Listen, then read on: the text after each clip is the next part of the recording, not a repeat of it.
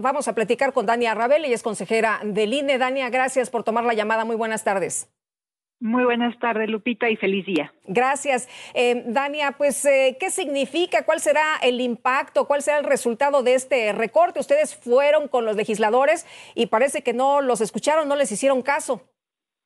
Pues es un recorte bastante grave porque por lo que podemos advertir es que no se nos da un solo peso para la organización de la elección del Poder Judicial Federal.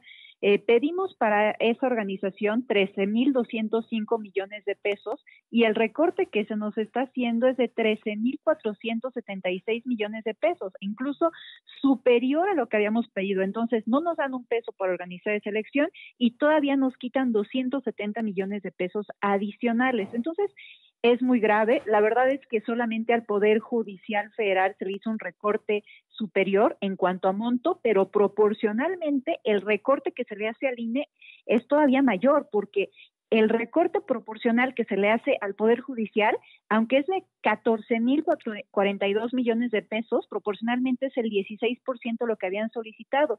Y a nosotros, aunque se nos reduce 13,476 millones de pesos, porcentualmente es el 40% de lo que habíamos solicitado de presupuesto. Entonces, vamos, ante esta elección inédita, compleja, del cual no tenemos ningún antecedente, no solamente en México, sino en el mundo, pues es muy difícil cuando de por sí ya empezamos con muchos obstáculos, porque hay que recordar que se dictaron suspensiones que implicó que nosotros no pudiéramos hacer trabajos durante casi 2 meses. Y luego cuando fuimos también al Congreso a solicitar una prórroga para que nos dieran más tiempo para organizar esta elección, tampoco se nos concede y ahora no se nos da un solo peso para hacer esta elección. Entonces, de verdad que sí estamos nadando contra corriente. Dania, esto en términos prácticos, ¿qué representa cuando un ciudadano vaya a realizar este voto? ¿Qué va a pasar? ¿Va a haber casillas? ¿No va a haber casillas? ¿Va a haber menos casillas? Las papeletas, las boletas de seguridad no van a tener precisamente, las de votación no van a tener elementos de seguridad. Vamos a tener que caminar más lejos para poder emitir el voto. ¿Qué significa, además de esto que ya nos estás comentando? Por supuesto que nos vamos a tener que sentar para hacer estas revisiones, pero lo más evidente es que no vamos a poder instalar las más de 170,000 casillas que teníamos previsto instalar. Así es que muy probablemente vamos a tener que poner centros de votación para poder optimizar los pocos recursos con los cuales contamos, y eso va a implicar que efectivamente la gente tenga más lejos de su domicilio el lugar donde pueden ir a votar. Por supuesto que a lo mejor también se ven comprometidas las condiciones de accesibilidad en estos centros de votación, porque hay que recordar que el INE muchas veces hace adecuaciones para que las personas con discapacidad puedan acceder también a su voto en las mesas directivas de casilla, pero pues probablemente esto tampoco nos va a alcanzar para hacerlo. Vamos a tener que reducir el número de CAEs y supervisores electorales, y bueno, eso implica que tengan mucho más trabajo y a lo mejor tampoco les vamos a dar el aumento salarial que estábamos pensando darles, porque en 2024 fue muy complicado poder tener este personal porque el salario que estamos ofreciendo ya no es competitivo en el mercado. Entonces les queríamos dar también un aumento salarial, muy probablemente no lo vamos a poder hacer. Tenemos también un dinero que se les suele dar al funcionariado de mesa directiva de casilla, no para pagarles por el día, sino nada más para que tengan un apoyo para alimentos, porque hay que recordar que todo el día en la jornada electoral están metidos ahí, pero pues no sé si vamos a tener dinero para poderles dar ese apoyo. Obviamente las boletas electorales vamos a tener que ver cómo podemos reducir los costos y a lo mejor no los imprimimos en papel seguridad, vemos cómo se pueden hacer más pequeñas, aunque lo cierto es que con tantas candidaturas va a ser eso muy difícil. En fin, hay muchísimas cuestiones que vamos a tenernos que replantear y ver si las podemos hacer.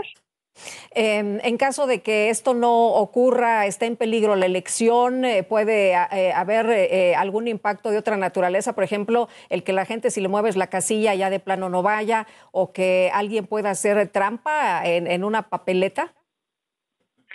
Por supuesto que el tema de las trampas las descartamos porque tenemos muchas medidas para que nosotros, y bueno, incluso que el propio ciudadano y ciudadana esté ahí recibiendo los votos y demás para que ese tipo de cosas no ocurran.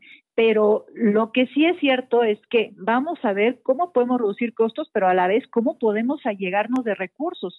La consejera presidenta en la conferencia de prensa que se dio hace un rato, lo que decía es que iba a solicitar una ampliación presupuestal. Se ve complicado que no la den porque pues ahorita nos hicieron un recorte bastante grave, pero bueno, pues se tiene que intentar esa vía y tratar de dialogar y hacer ver todas estas circunstancias.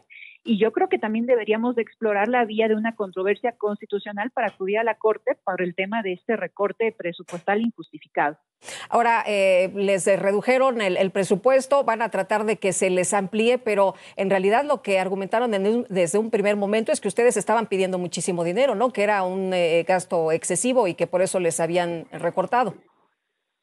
Me parece que eso es una falacia. A ver, una de las cosas que se ha dicho de manera recurrente es que cómo es que estamos pidiendo más dinero en esta ocasión de lo que solicitamos en su momento para la elección federal de 2024. Para la elección federal de 2024, el INE previó para el proyecto de la organización de la elección 9.500 millones de pesos. Pero hay que recordar una cosa, el INE en ese momento tuvo que hacer la elección para 629 cargos federales. En este momento son 881 cargos federales. De ahí ya vemos el aumento. Pero adicionalmente, nosotros tuvimos 2.304 candidaturas para esos cargos federales. Ahora se prevé tener más de 5.000 candidaturas. Vamos a tener más boletas. Para esas elecciones federales tuvimos 3 boletas. Ahora vamos a tener 6 boletas. Y luego se habla mucho de que en 2024 se eligieron más de 20,000 cargos de elección popular. Sí, pero están sumando los cargos locales, en donde los organismos públicos locales electorales presupuestaron recursos para esos cargos.